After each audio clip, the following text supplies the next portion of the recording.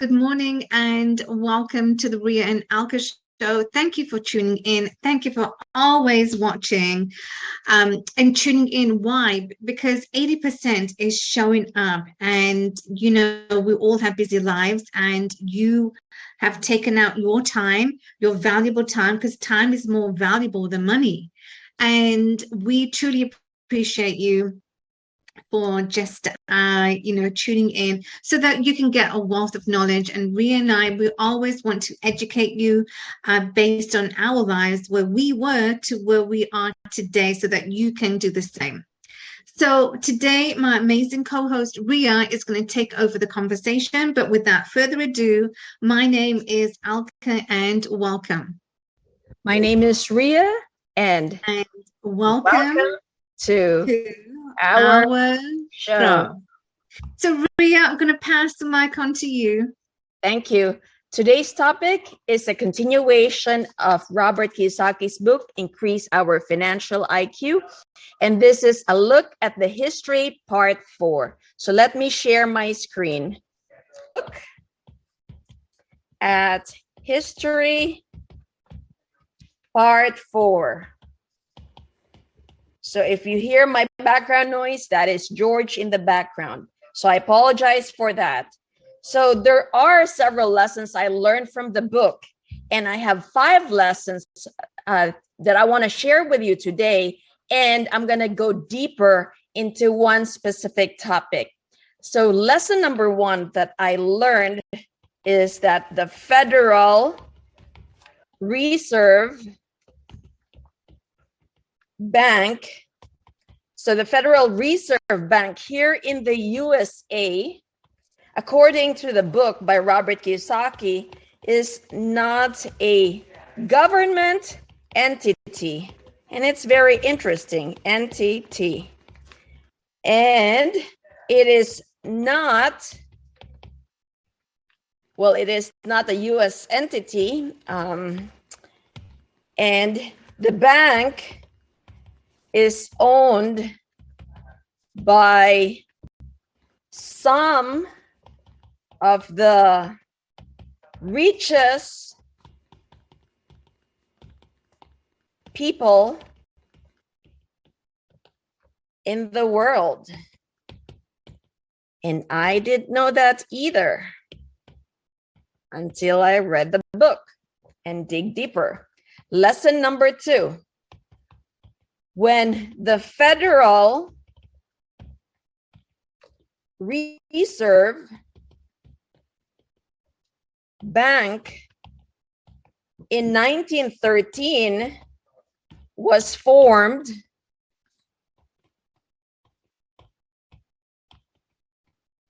do you remember the date? So that's when the Federal Reserve Bank was formed. The richest people in the world took control of the monetary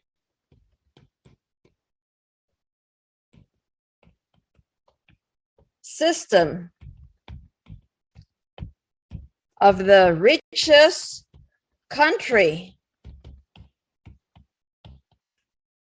in the world.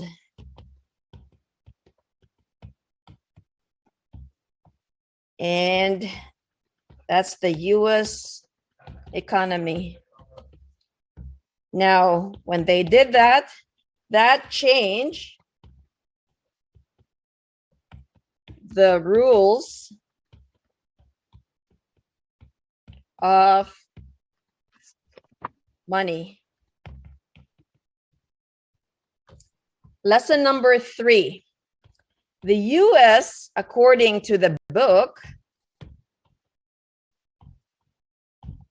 is a bankrupt economy. Very interesting. And it's a treasury stuffed full with IOU, I owe you, which means I have to pay you if I have debt. I owe you. And the IOU are known as bonds.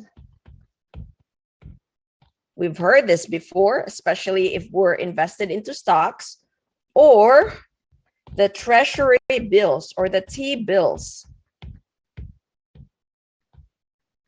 Now, these treasury bills that our future generation, our children, will have to pay.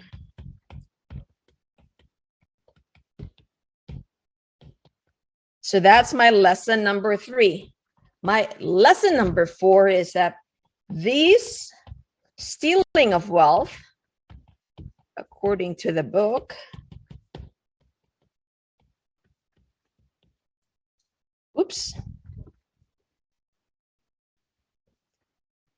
goes on as billions of people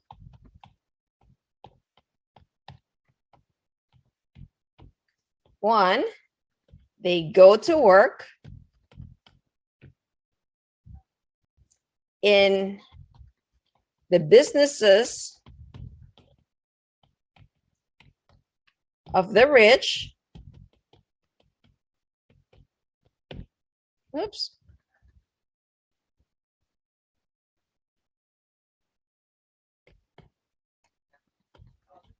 2, they save their money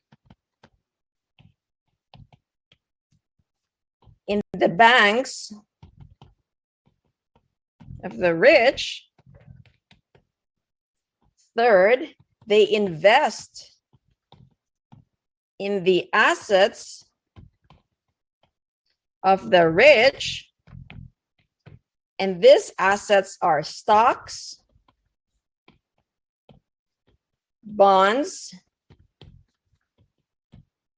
and mutual funds.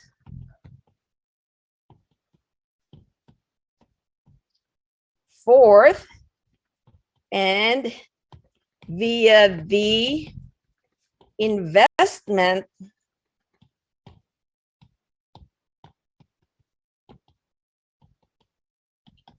bankers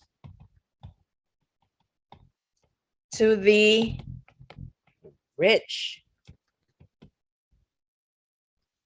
My lesson number 5 is the system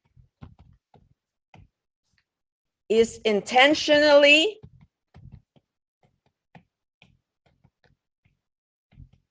designed to take control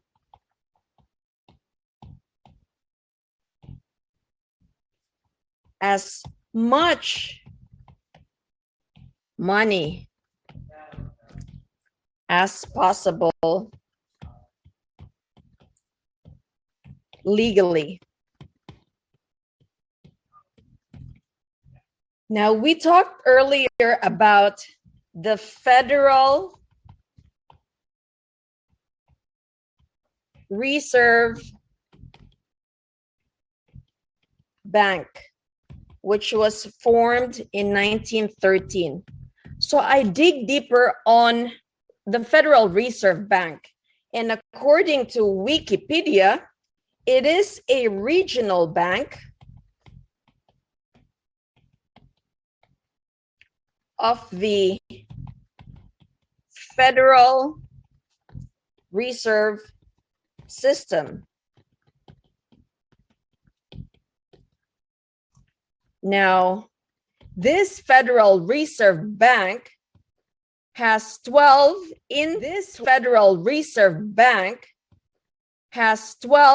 in total. 12. 1 for each of the 12 federal Reserve districts.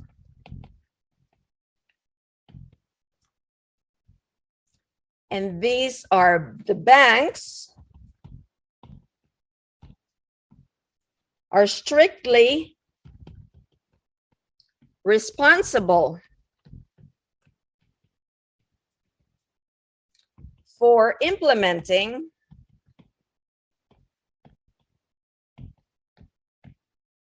the monetary policy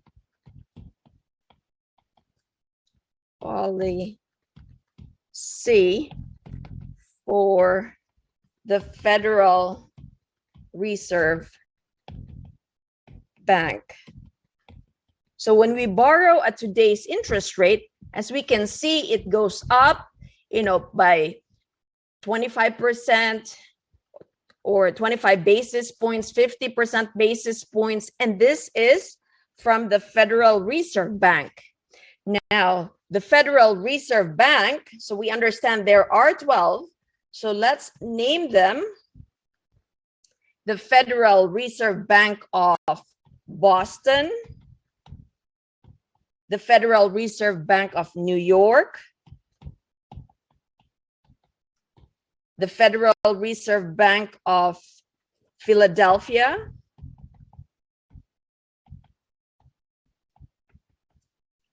the Federal Reserve Bank of Cleveland,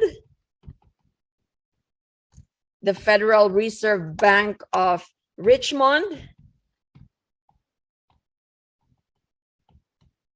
the Federal Reserve Bank of Atlanta, the Federal Reserve Bank of Chicago, the Federal Reserve Bank of St. Louis, the Federal Reserve Bank of Minneapolis, the Federal Reserve Bank of Dallas, the Federal Reserve Bank of Kansas City, and the Federal Reserve Bank of San Francisco. Now we have to understand what the Federal Reserve Bank does and what its composition is, why it was made, because we are currently undergoing inflation right now. And to better understand why our prices of goods and commodities are high, it is because it is dictated by the Federal Reserve Bank. So we're looking at the history of why it was formed. Now, when I did the further research, the Federal Reserve Bank,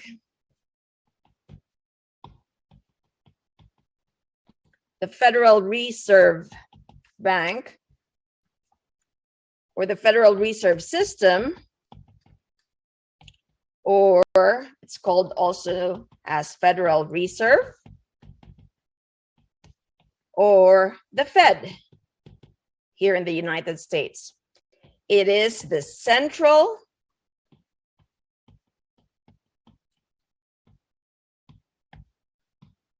bank system of the USA.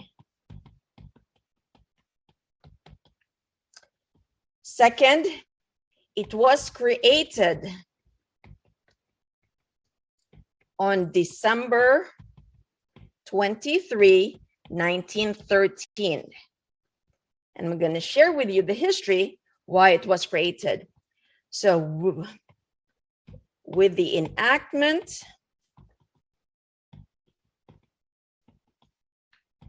of the Federal Reserve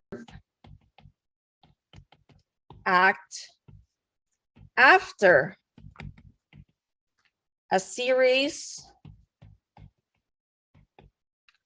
of financial panic,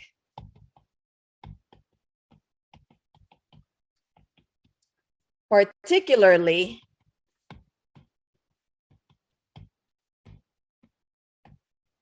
the panic of 1907. And this history is very important. The Panic of 1907, because after the Panic of 1907, Federal Reserve Bank was created in 1913. And I'll give you a short story. So the Panic of 1907, or also known as 1907 Bankers' Panic. And you know why it's called Bankers' Panic? From the word bank, they panic. Or it's also known as the Knickerbocker crisis. And I thought this was a relevant topic because we are undergoing a recession right now. And it's good to know the history because you know what? History repeats itself. And only if we learn through history can we better prepare ourselves. So the 1907 panic is also known as the 1907 Bankers' Panic or the Knickerbocker Panic. So when the New York Stock Exchange, this is Wall Street, fell almost 50%. So the stocks fell almost 50% from its previous year. And what is happening today? How is your stock doing? And that's one of my assignments too, is I'm going to check my stocks after this talk. D. So the panic happened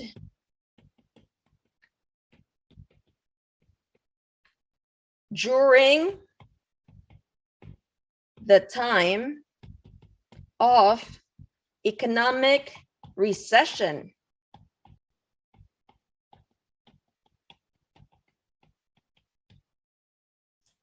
Letter E. There were numerous, so there was a lot. There were numerous runs on the banks.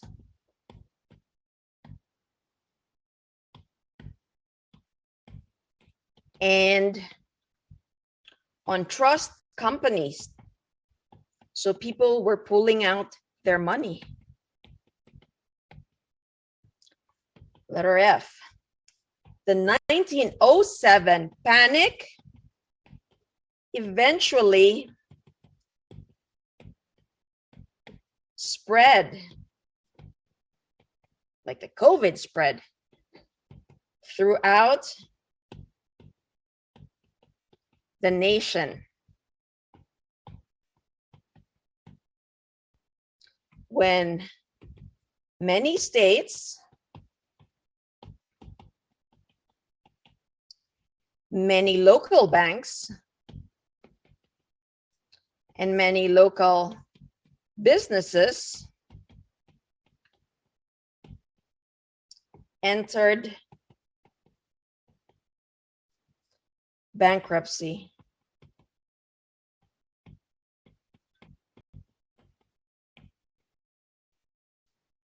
So, letter G. The primary cause of the run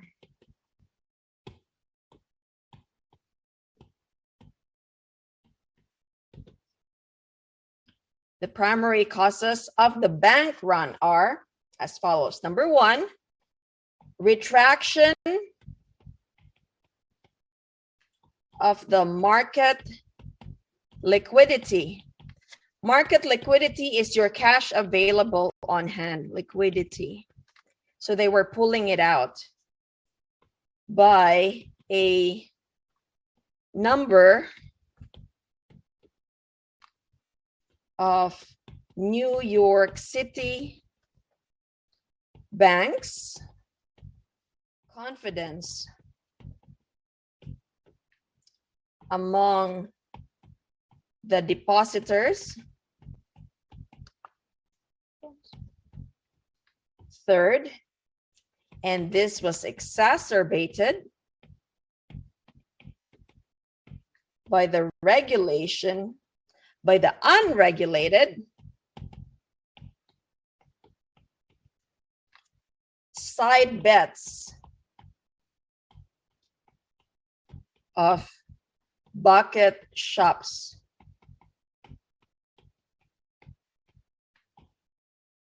So the bucket shop existed in the mid 1800s to 1920. It was stopped then because it was ruled that it was illegal.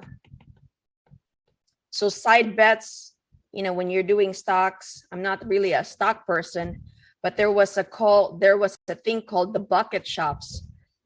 So letter H. The panic was triggered, the panic of 1907 was triggered by the failed attempt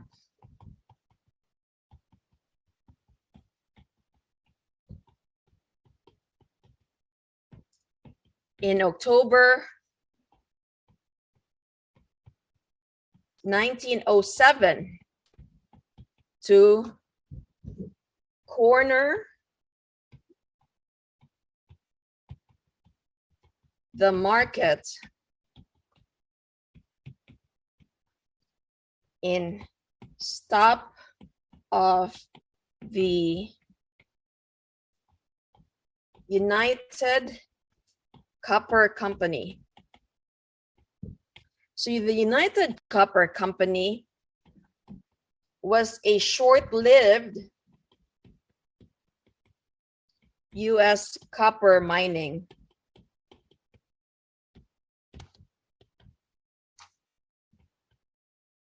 In the early 20th century. So that was one of the stock.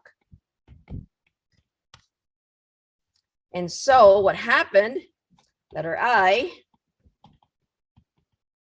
when that bid failed,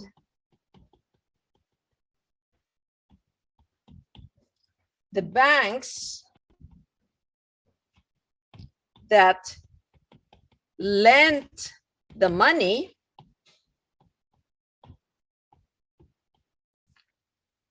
to the scheme suffered runs that later spread to the affiliated banks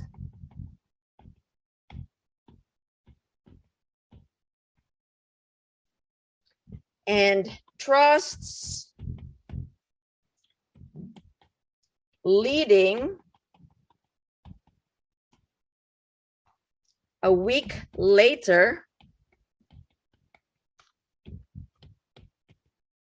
to the downfall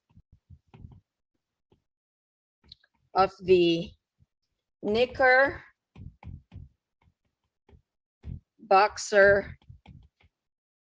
Trust Company. So the 𝗥𝗵𝗲 Trust Company is the New York City's, or was the New York City's third largest trust. So then, letter J, the collapse of the 𝗥𝗵𝗲 Trust Company spread fear throughout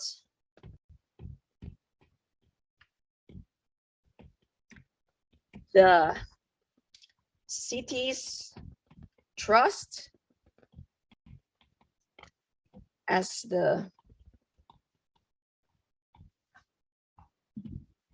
regional banks withdrew their reserves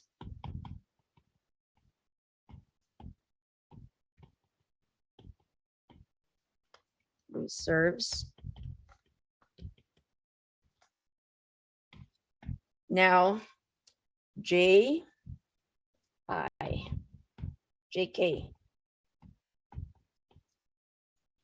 The panic then extended across the system as vast number of people withdrew their deposits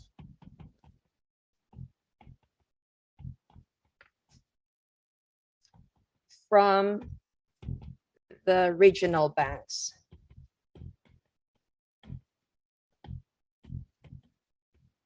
And this is the 9th largest decline in the US stock market history. And that's the reason why the Federal Reserve Bank was created in 1913, so that this does not happen. And so if you look at it right now, you contrast it to today, we are in recession. And so what the Federal Reserve Bank has been doing, it has been increasing our rates, our borrowing capacity. So for example, if you want to buy a property, your interest in January, you could buy from 2 to 3%. Now, if you want to buy a property, your interest rate would be from 5 to 7%, depending on your credit score in the US. So what that means is they're trying to bring it down, to bring down the prices. They're decreasing the demand because why? The cost of goods, the cost of labor is high. And this is controlled by the Federal Reserve Bank. So hopefully you understand what's going on by looking at the history. So stay tuned for more of this as we continue to provide to you our learnings on the Alka and Ria show. And George, do you want to say something? I could not read what you are showing me. So stay tuned for more.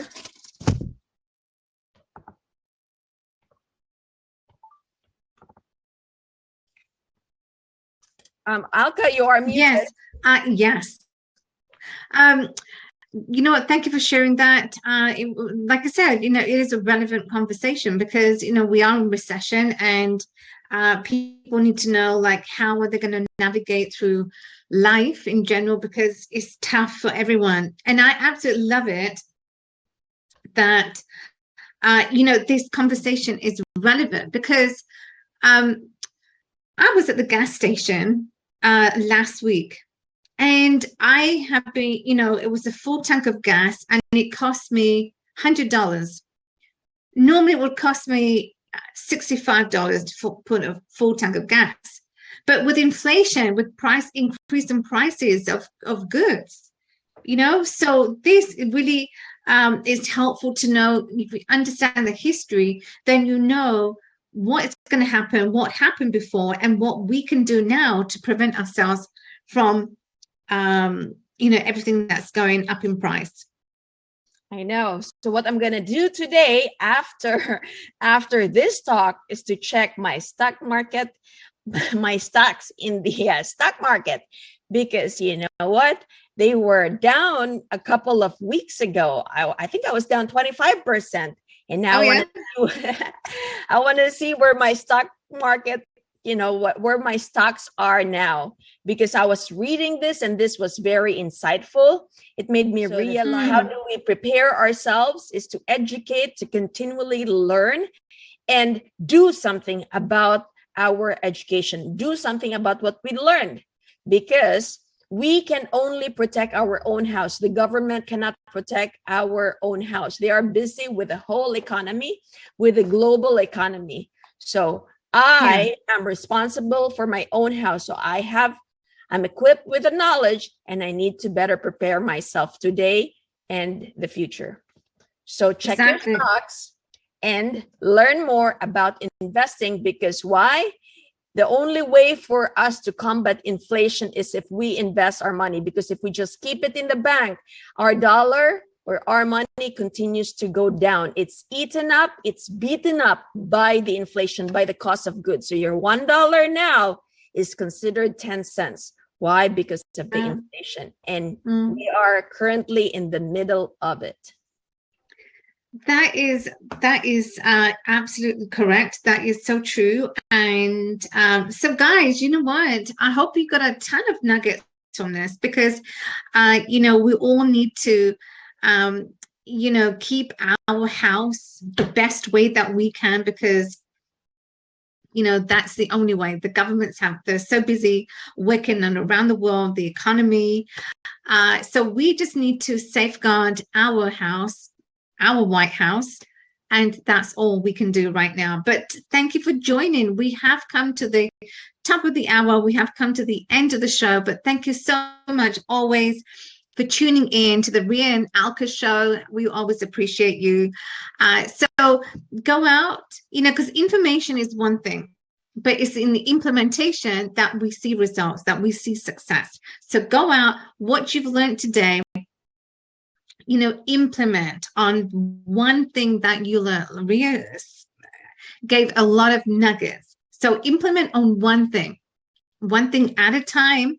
And that, you know, throughout the period of, you know, this year, you will see a massive difference. But we have to implement on what we are learning. So guys, thank you always for tuning in to our show, and we will see you tomorrow. So in the meantime, make the rest of the day the best